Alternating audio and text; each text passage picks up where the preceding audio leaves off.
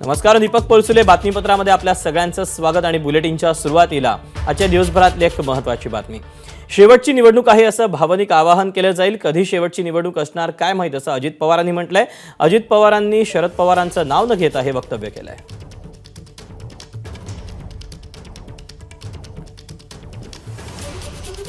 उद्याच्या लोकसभेची निवडणूक आधी येणार आहे, नंतर विधानसभेची निवडणूक येणार आहे।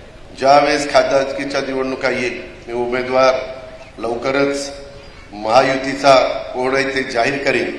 पण मी उमेदवार आहे अजित पवार, उमेदवार समजून तुम्ही तिथं मला मतदान केलं पाहिजे। तसं जर कोण भावनिक होतील, कोण आणखीन काही सांगतील, कोण म्हणतील आमची आता ही शेवटचीच निवडणूक आहे, अमकच आहे तमकच आहे, आता खरीच शेवटची कधी होणार आहे मला माहिती नाही, परंतु सतत असं सांगितलं जातं। ते तुम्ही भावनिक होऊ नका ही माझी खूप कळकळीची विनंती आहे। तिथं योग्य पद्धतीनं तुम्ही मला सहकार्य केलं, मला प्रतिसाद दिला तर पुढची कामं होती, नाहीतर मी पुढच्या कामाला बांधील नाही। मला माझ्या कार्यकर्त्यांना विनंती करायची, मी ज्यावेळेस कार्यक्रमाला जातो त्यावेळेस सांगत असतो की प्रमुख कार्यकर्त्यांची नावं घ्या। अजून पण काही जण जाणीवपूर्वक काहींची नावं वगळतात, हे मला अजिबात चालणार नाही। हे गट तुमच्या गटातटामुळे मला त्रास होतो। लोक बारामतीवरच्या दादाबद्दल काही नाही आमचं म्हणणं, पण त्यांच्या आजूबाजूला असणारी अशी विलंतर आहेत असं लोक म्हणतात। ज्यांना ते लागत असेल त्यांनी नोंद घ्या, दुरुस्त करा। तुम्हाला सगळ्यांना एका तुम्ही फार गंभीर समस्येतनं जाणार आहे की बाबा एकीकडं अजित सांगतोय असं करा आणि एकीकडे वरिष्ठ सांगतायत असं करा, कुणाचं ऐकायचं। माझी एवढीच विनंती आहे की इतके दिवस तुम्ही वरिष्ठांचं ऐकलं, आता माझं ऐका। आपल्या विचाराचा खासदार, मी म्हणेन तो खासदार निवडून दिला तर मी मोदी साहेबांना सांगेल, मोदी साहेब माझ्या लोकांनी तो खासदार निवडून दिला, आता ही कामं मी राज्य सरकारकडनं केलेली आहेत, काही कामं माझी केंद्रातनंच करणं गरजेचं आहे, ती कामं माझी झाली पाहिजे, माझी म्हणजे माझ्या बारामतीकरांची। खरोखरीच आपल्या नडीला, आपल्या अडीला, आपल्या अडचणीला कोण त्या ठिकाणी उपयोगी पडतं ह्याचाही विचार आपण त्या बाबतीमध्ये करा।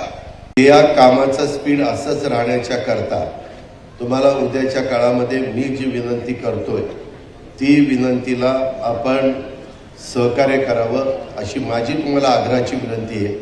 त्याबद्दल आपण सगळ्यांनी अतिशय बारकाईनं विचार करा आणि तिथं योग्य पद्धतीनं तुम्ही मला सहकार्य केलं, मला प्रतिसाद दिला तर पुढची कामं होती, नाहीतर मी पुढच्या कामाला बांधील नाही। मी अतिशय स्पष्ट सांगतो, मी महाराष्ट्र मला खरं आणि स्पष्ट बोलणारा माणूस म्हणून ओळख आहे। मला बाकीचे पण माझे उद्योग आहेत, ते जर मी एवढं सकाळपासून तिथं काम केलं तर मी विमानानं हेलिकॉप्टर घेऊन फिरून, मला काय असं सकाळी 6 वाजता उठून फिरण्याची पण गरज नाही। त्याच्यावर तुम्ही विचार करायचा आहे। एखाद्या माणसाच्या मृत्यूची प्रार्थना करणं कितपत योग्य असं जितेंद्र आव्हाडांनी विचारले। अजित पवारांनी आज हद्द ओलांडली, भावनिक आवाहन तुम्ही करता, येणाऱ्या काळात बारामतीकर जागा दाखवतील असं प्रत्युत्तर आव्हाडांनी दिलं आहे।